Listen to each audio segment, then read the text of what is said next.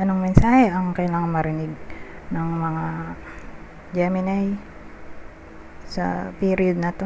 Pwedeng nangyayari na itong magiging reading o mangyayari pa lang. Kung hindi man para sa inyo itong magiging reading, di baka para sa someone na malapit sa inyo o kakilala nyo mismo. Baka may lumabas na gender, mamaya gawin nyo na lang energy, masculine at feminine energy. Pwede rin naman na wag nyo nang pansinin ang gender. Hindi ko masasabi kung anong magiging reading, kung positive ba o negative. Depende sa kung anong mapipick up kong energy. Walang masama kung papanoorin ang sun, moon at rising sign. Kasi baka alin man sa mga yan ay mag-resonate na sa sitwasyon nyo. I-enter ko lang ang aking membership. Baka lang magustuhan nyo ang aking exclusive perks. Kung saan ginagawa ko yung mga activity na hindi ko usual ginagawa, like live streaming, kung saan pwede kayo mag-post, kung saan pwede kayong magtanong, okay? At pag-post, offering yung pag-post ng mga kung ano-ano. So baka nga trip nyo lang, how to join ay click lang sa join button. Anyways, anong meron dito? Wala tayong subject sa case na to. Literal na general reading kasi walang taong lumabas So tingnan natin mamaya sa clarifier cards, baka may lumabas na gender. Pero sa case na to, meron tayong the Hermit, the Chariot, 9 of Earth o 9 of Pentacles, 5 of Pentacles I-clarify natin tong dalawa. So dito muna tayo sa 5 of Pentacles. The Lovers The Priest ay Hierophant. At 8 of Pentacles. Ngayon, ano yung the Hermit?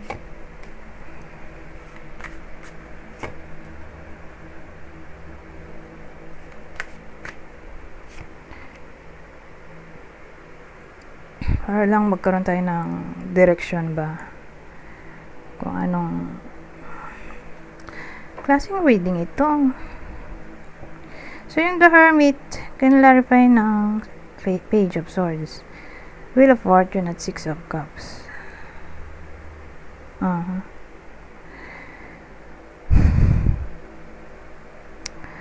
Well, dito sa case na to, ang dating sa akin, may someone na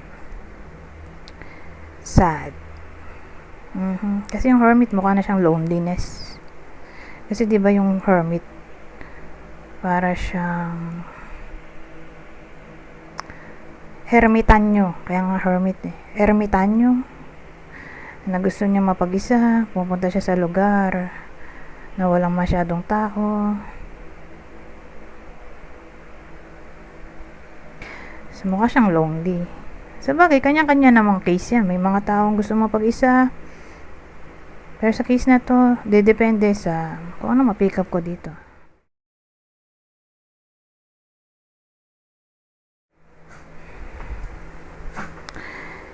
So again, depende sa kung anong mapipick up kong energy. Ngayon, nag-i-spy kasi yung tao dito. May gusto siyang magbalik sa buhay niya at someone from the past yun. Malamang-lamang.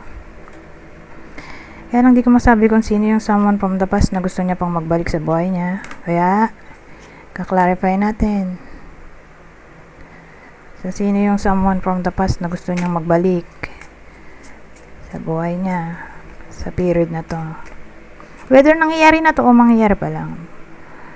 Pero ito yung possible person ng bida natin.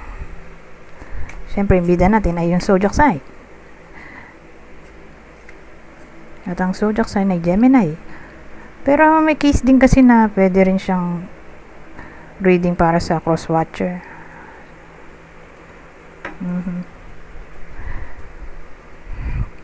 Anyways,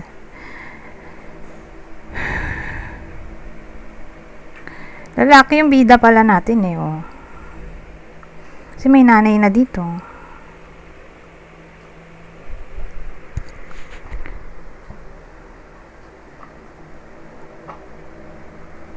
So, yung person niya ay nanay. Whether may anak sila or yung nanay, may anak siya sa ibang lalaki. Pero nanay na siya eh. So, yung hitsura nung nanay eh, maganda. Maganda, cute. Sabagay, depende sa kung paano tignan ng tao ang kagandahan, di ba? Ano pang ibang description bukod doon?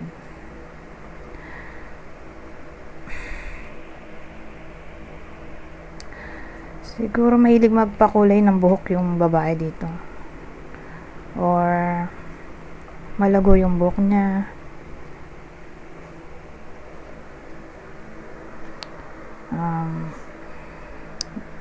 May case din na baka may peka siya.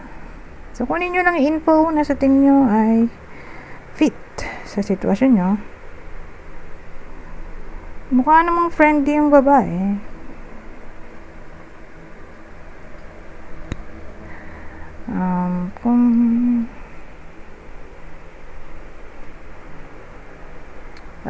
Kung hindi siya nanay eh, di senior na siguro to. So regardless kung may anak siya o wala, pero pwede rin yung senior yung babae.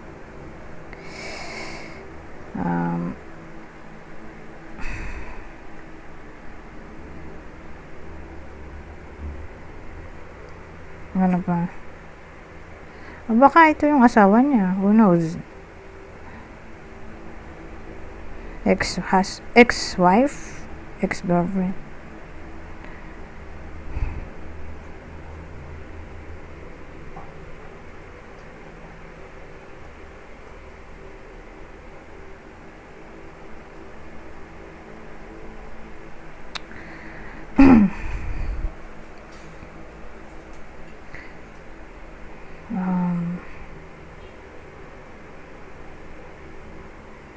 Siguro yung tao dito ay madaling ma-distract in a way na medyo may pagka absent-minded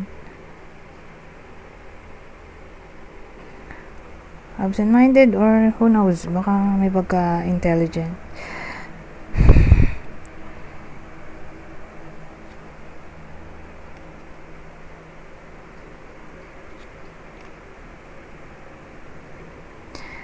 Intelligent, curious, clever.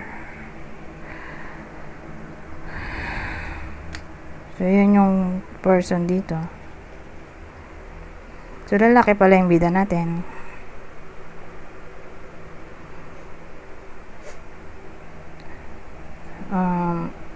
So, may chariot na tayo. So, dito sa chariot, ang dating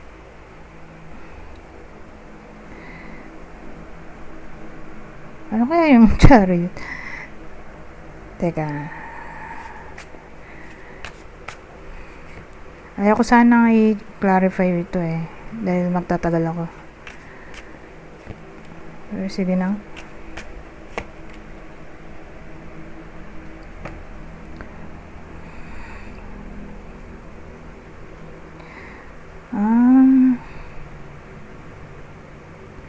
Well, ang dating kasi dun sa chariot, may demon cut pa tayo, the devil, 9 of fire, o 9 of wands, queen of wands. Gusto niya ipakita dun sa person niya na nagbago na siya, hindi na siya womanizer. Okay? Na kaya niya nang tiisin na hindi naman babae. Ngayon, 9 of earths. Sige na, i-clarify na rin. Itong 9 of Earth natin. O 9 of Pentacles.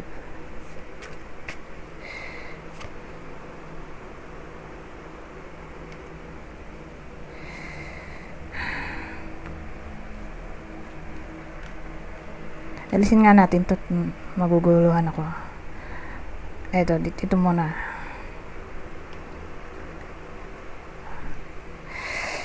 So, 9 of Pentacles, 2 of Swords, oh.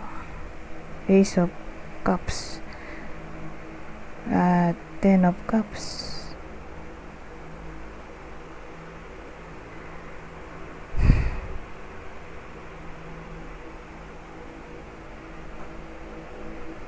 Well, ang dating mag-e-effort siya malamang dito. Sa 9 of Pentacles. Kasi reward yan eh. Reward card. Or pwede rin namang card siya ng confidence.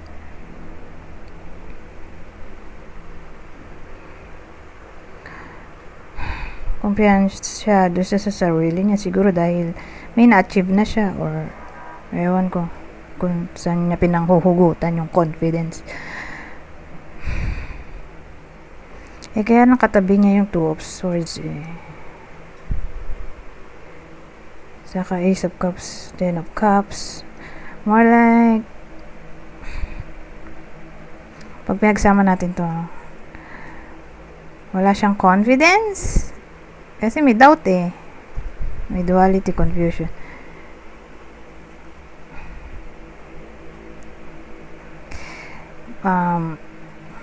Sabihin natin hindi siya ganun kakumpiyansa sa sarili niya na mawi-win back niya yung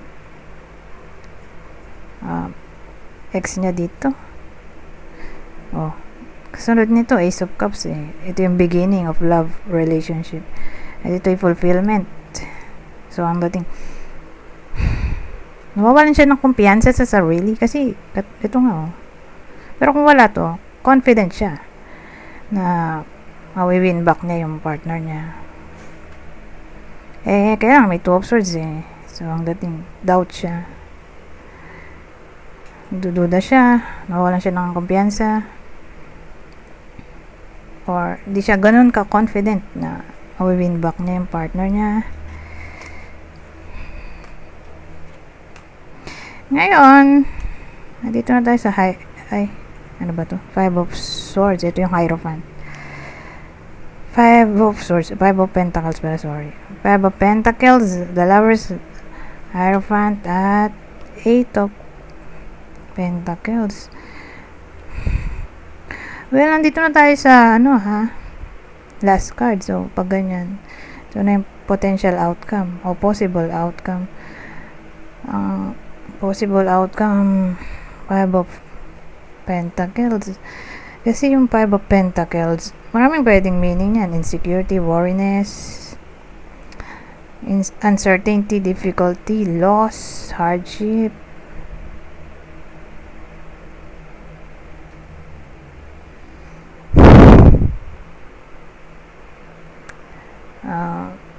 Poverty.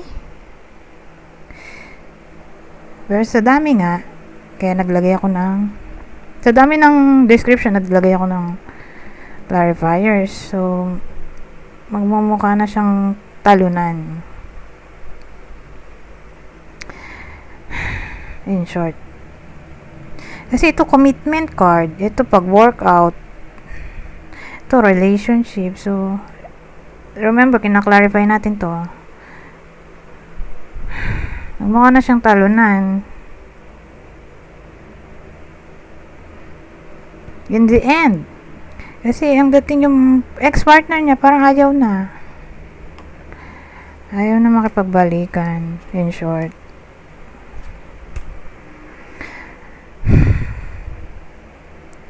Ayaw na i-workout yung connection nila. Parang hindi na naniniwala na mabubuo pa yung sama nila. Yun yung potential outcome ngayon. Maglalagay tayo ng advice. Anong advice sa ganitong klaseng sitwasyon?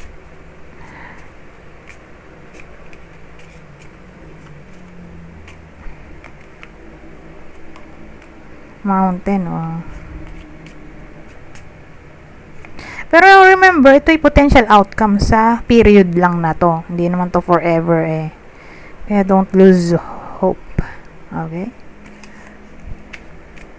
Dito lang sa period na to, mukha siyang talunan. So, in short, huwag na siyang gumawa ng kahit anong hakbang. Sa period na to, masasayang lang effort. Dahil magmukha lang din siyang talunan. In the end, sa period nga na to. So, kung gusto niya, sa ibang period na lang siya maggawa ng kahit anong move. Kasi malaki chance kung sa ibang panahon, baka mabago pa tong reading. Pero kung dito sa week, isasagawa tong reconciliation kung gusto pa. Ng lalaki, wala. Talunan siya dito. Sasayin lang effort. Lalo lang siya magiging sad. So, anong advice? Bukod dun sa sinabi ko. Mountain child site.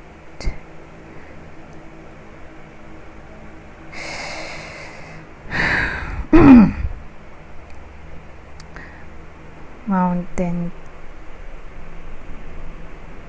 child site.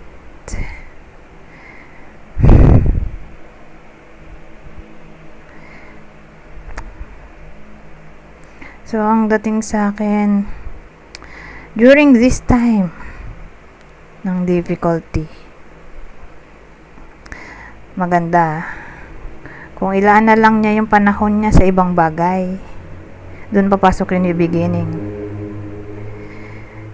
Okay? Ilaan na lang niya yung sarili niya or panahon, attention sa ibang bagay kaysa ilaan niya yung attention niya dito sa ex niya. Hindi nga ito yung divine timing. Kasi, okay, itong period na to, masasayang lang ang kahit anong effort. Kaya ilaan na lang niya ang panahon, oras, attention niya sa ibang bagay na mas importante. Doon na papasok tong site na may kinalaman sa pag-cut ng sarili. Okay? Dito, sa connection na to. Pansamantala. Okay? Pag-let go na rin o pag-separate ng emotion muna sa ngayon tungkol sa kanilang nagugustuhan. So again, ilan na lang sa mas importante ang attention kaysa balik-balikan tong ex nila. Masasayang lang ang panahon nila kasi. Okay? Pero again, ang maganda, mayroon tayong specific period. Diba? Kaysa yung walang specific period kung saan. Di mo alam kung may asahan ka pa ba o wala, o kung hanggang kailan mag-stay tong reading. Okay? So at least itong period lang na to, di ba? Hindi siya forever. Anyways, since ito ay love reading, pupunta tayo sa clue. Di ko alam kung malalabas ko pa tong isang deck kasi 15 minutes na to. Ito kasi dito lalabas yung mga rumble na information, prediction. Pero since may clue nga tayo, di ko masabi kung magagamit ko pa ba yun. Baka maubos ang panahon natin dito sa clue, sa bagay. Mabilis lang naman siguro to. Meron pa tayong isa pang clue kasi dalawang deck to eh. Anyways, eto. Ito yung possible person o partner ng Gemini sa reading na to. Ex-partner. Leo, Virgo, Aries. Kung di man tumama sa inyo itong reading, di ba ka tumama sa someone na malapit sa inyo, kakilala o idol. Ito yung possible partner niya. Partner. Ito ang possible zodiac sign niya. Pisces, Sagittarius, Cancer o Scorpio. Ito na yung sinasabi kong pangalawang deck o clue. Same instruction, kung di man para sa inyo tong clue, di baka para sa someone na malapit sa inyo. Tulad nga ng person nyo. Person, kakilala o idol. Kunin nyo lang yung clue na sa tingin nyo ay fit sa sitwasyon nyo. So, may someone na may tooth gap o uwang sa ngipin. Pwedeng hiwa-hiwalay ang ngipin. May someone na mahabang buhok. Ito yung sabi ko kanina, di ba? Na may babae na nagpapakulay ng buhok, Pwedeng ang kulay ng buhok niya ay blonde. Pwede rin foreigner kasi who knows. So again, kunin nyo lang yung clue na sa tingin nyo ay fit sa sitwasyon nyo. Pero malaki chance na may ibang kulay yung buhok ng babae. So may someone na mataba, plus size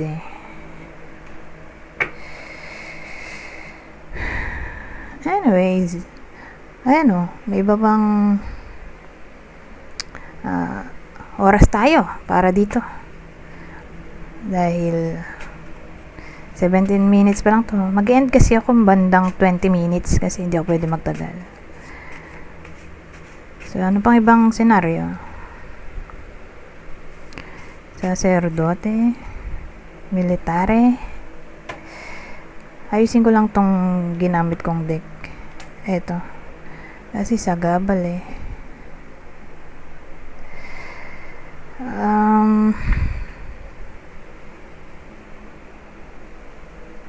meron dito. Pwedeng magka-problema ang iba sa inyo sa topic ng legal matters.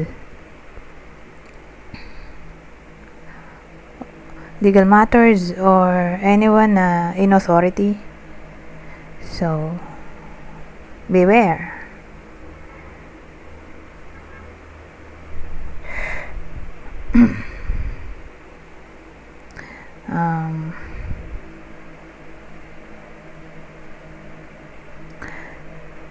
Legal matters, someone in authority,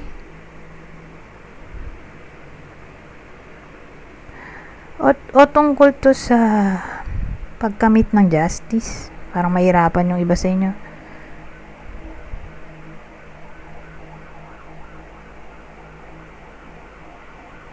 Parang may involve yung iba sa crime or anything na may kinalaman sa case. Parang wala pang linaw dito.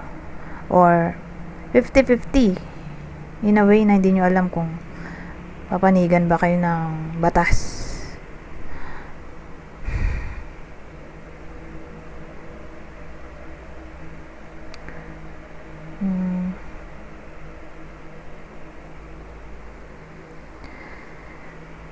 Pero ibang case, baka mag-away ang iba sa inyo.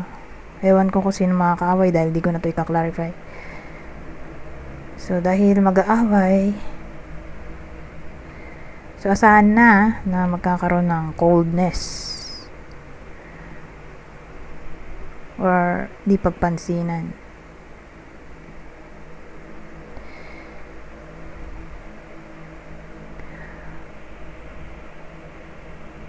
O pwede rin itong ang cause ng coldness ay all about gossip, secrecy, mystery na matutuklasan. Whether kayo yung mga katuklas o someone else. Kaya ayun, dun papasok yung coldness na sinasabi ko.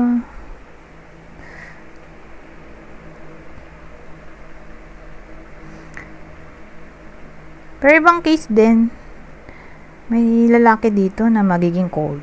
Either siya yung magiging cold o siya yung makakaranas ng coldness mula sa someone else na tinutukoy ko. Kaya lang di ko na nga i-clarify. Kasi 20 minutes na to. Sige na nga. Iniisip ko kung itutuloy ko pa to dalawang spread ulit. O i-clarify ko. Sige na. I-clarify na lang. sino, di ba? May mag-aaway kasi dito. Ibang case may mag-aaway.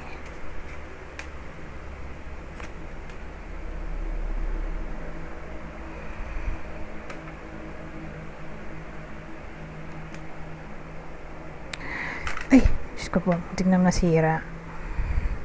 Sumabit dito sa headset ang kamay ko. Well, mag-aaway sila probably kasal yung tao.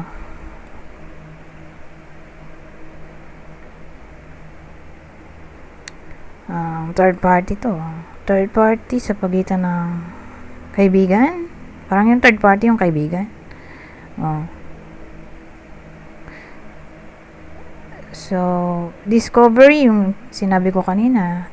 All about cheating. Ang third party friend at maglilid sa hiwalayan na to. Para dun sa coldness na sinasabi ko, may cold, diba? Sabi ko na either yung lalaki yung makaka-experience o siya yung magiging cold. Ayan, yun yung detalye.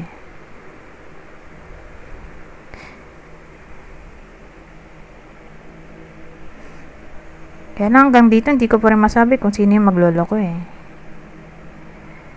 Kung lalaki ba o babae. Kasi walang lumabas na gender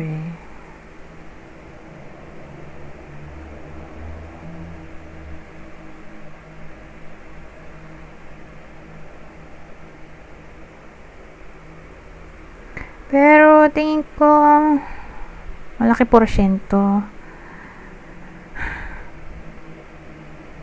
na bukod dun sa friend, third party friend, pwede rin na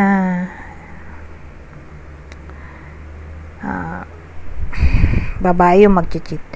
Ibang case. Okay?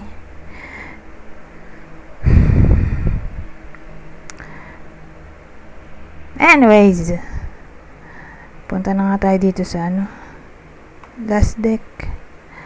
Basahin ko na lang tong part na to. Kunin nyo lang yung info na sa tingin nyo ay fit sa sitwasyon nyo or sa kakilala nyo. Kung di man para sa inyo to, baka para to sa kakilala nyo. So again, basahin ko na lang para mabilis dahil kulang na ako sa time.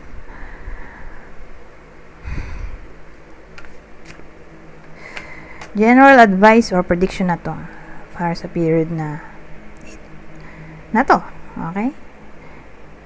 Within 2 weeks. So, sabi dito, twin flame. Pero, maganda kung zoom natin to.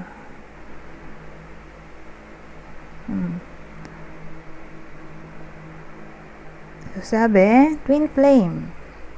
A spiritual connection between you and your twin flame. Obsession. Focusing too much on one situation, the need to take a step back. At ang uli, confession. Releasing a secret, pursuing virtue through honesty. Parang nabanggit ko rin kanina yan, di ba? Yung tungkol sa secrecy, mystery, discovery. Baka may magko-confess. Or gossip, di ba? Anyways, hanggang dito na lang. Goodbye. For now.